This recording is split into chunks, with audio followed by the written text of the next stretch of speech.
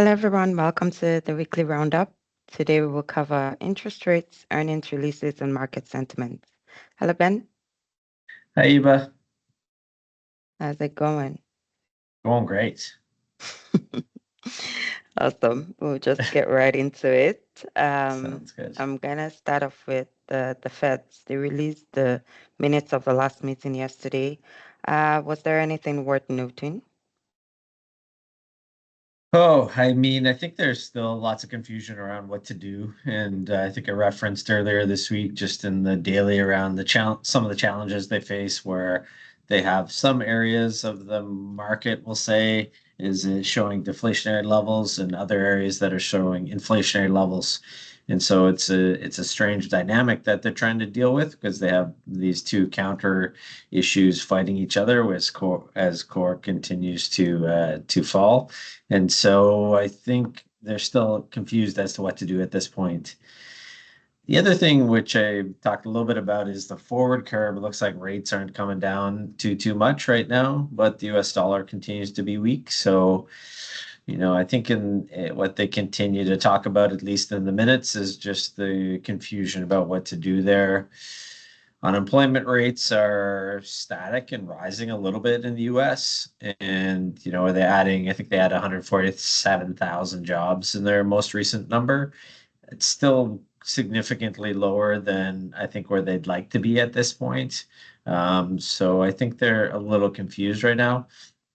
And no doubt they are because we're having the tariff trade war. We're having this issue around who's going to stay in the US, who's going to not stay in the US. And so the uncertainty levels are super high. And I think as you read the minutes, that's probably the biggest thing that continues to stand out. Okay.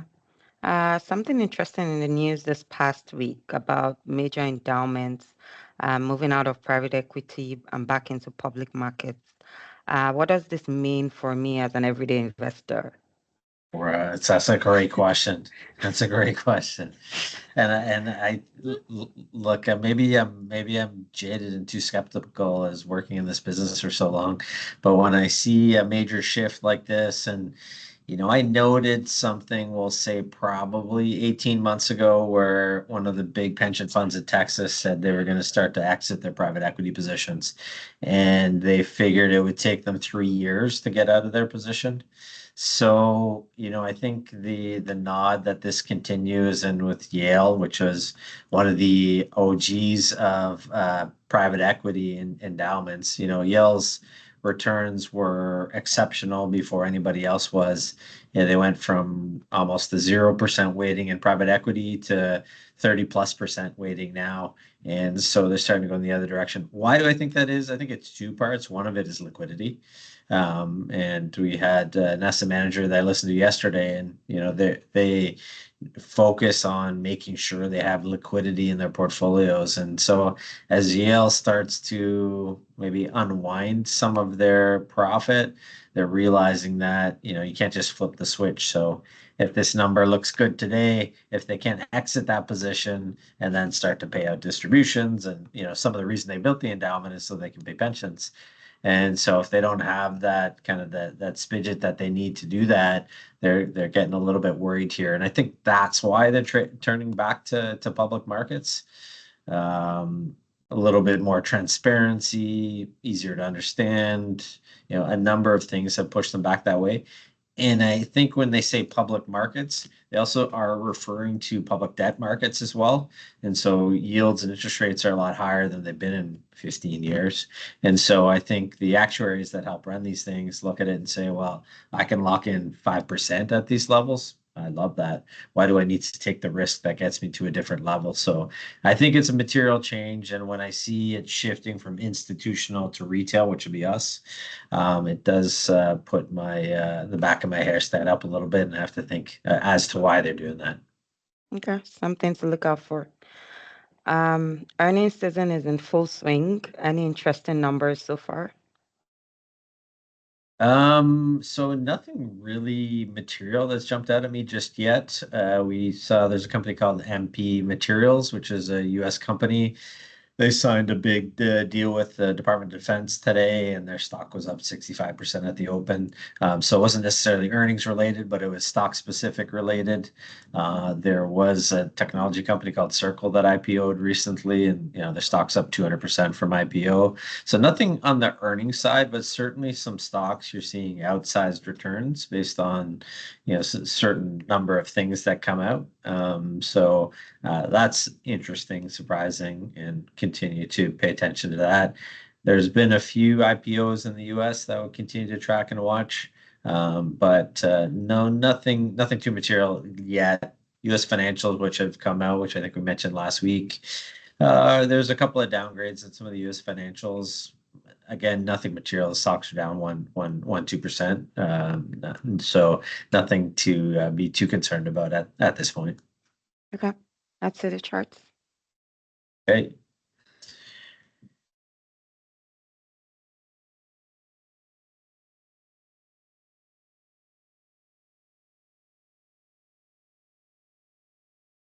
Can you see the charts there?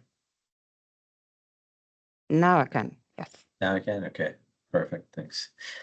So we, as always, are recording this on Thursday. It's around 1:30, July 10th.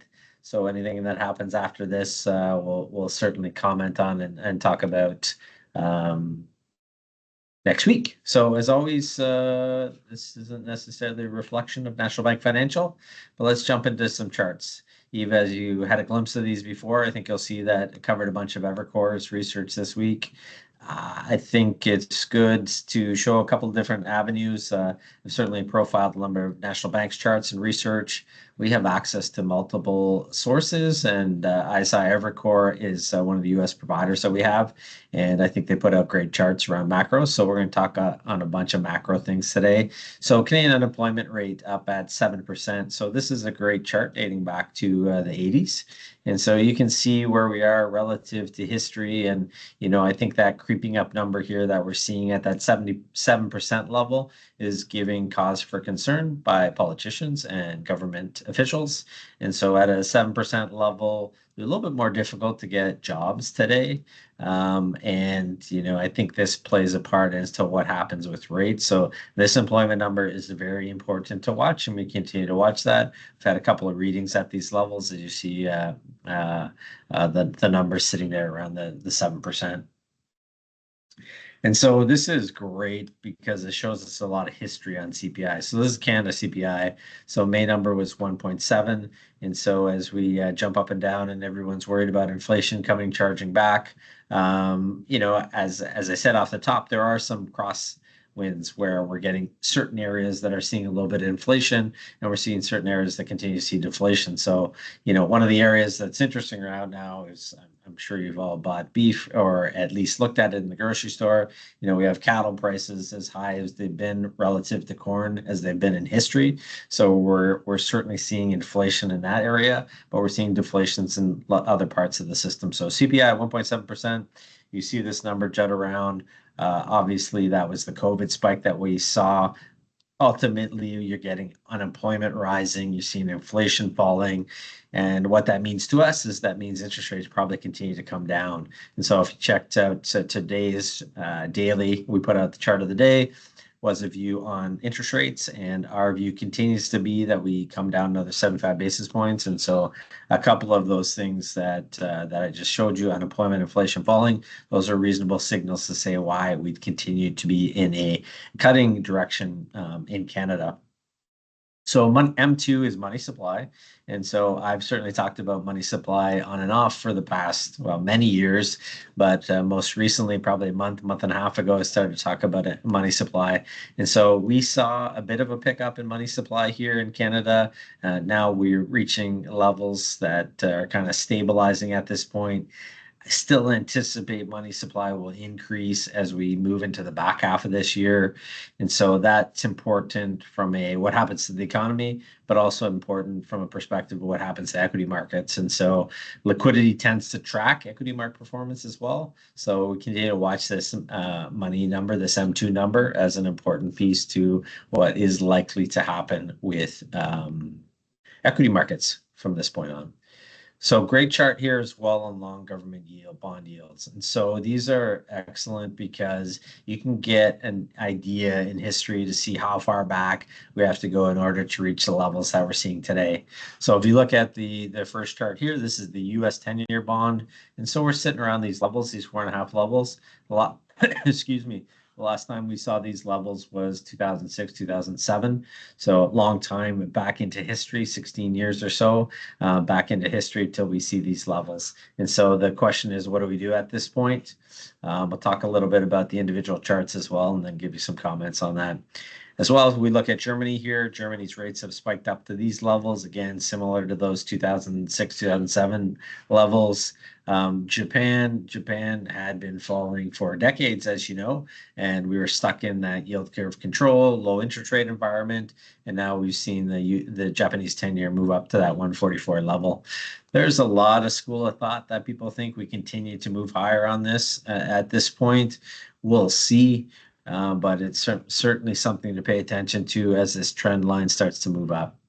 And then the UK 10-year Treasury yield, as we're up again in that 4.5 level, again, similar levels, 2007, 2006, and back up to these levels. Why all of these things are relevant is, we've gone through maybe 24 months, 36 months of people saying, asset allocation doesn't work. We don't need to own bonds anymore, only own stocks. There's no reason to own bonds. Well, now that you start to approach these 4 or 5% levels in some of these bond markets, particularly the UK and the US at this point from these charts, you get a little bit of ballast. If we get a correction in the markets, your yields are probably going to help you here. If you're getting a 4 or 5% government guarantee at these levels, that's a lot easier to say, maybe I want to have some bond exposure because I'm happy with 4 or 5%, and I'm not necessarily worried about inflation running away on us at this point. And so the likelihood at these levels, you start to get a reasonable amount of support for bonds. And I think it's important to remember that at these levels, you can get a pretty good ballast that can protect your portfolio if there's a bit of a shake into equity markets.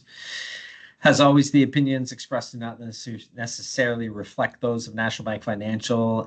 Should you have any questions at any time, feel free to reach out to your advisor or myself, and happy to provide more comments and context around if any of these things are relevant to you and your risk factors.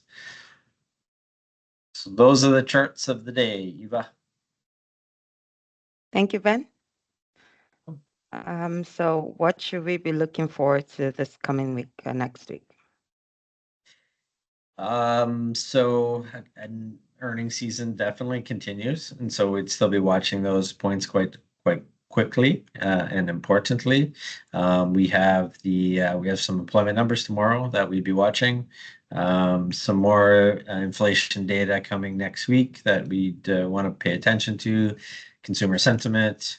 And since we're in the summer as well, be looking at volumes and liquidity. So volumes are lighter right now. Certainly last week was super light with the holidays. So we'd be watching that at this point. You're seeing a number of the tech stocks hit new highs here. As I go through my list, I look at the stock screens here. I'm seeing a lot of teal blue stock tickers, which means they're hitting new 52-week highs. So I'd be looking at a lot of those levels and saying, do we continue? Does it make sense to maybe start to take some profits in certain areas? But as you know, my view is liquidity comes back, so maybe we push higher. But lots to pay attention to in the summer with the illiquid markets. Things can happen and come quite quickly. But seeing lots of stocks at new 52-week highs, it's making me think about potentially trimming. It's vacation season. That's right. Thank you, Ben. Thank you, everyone. Remember to visit, subscribe, and follow us on YouTube and LinkedIn at Hart Investment Group. The link to our daily financial heartbeats will be in the caption of this video, as well as in your email box. For our clients, please reach out to me if you have any questions or if you'd like to book a meeting with Ben. Thank you for listening and have a good weekend. Bye. Thanks, everybody. Take care.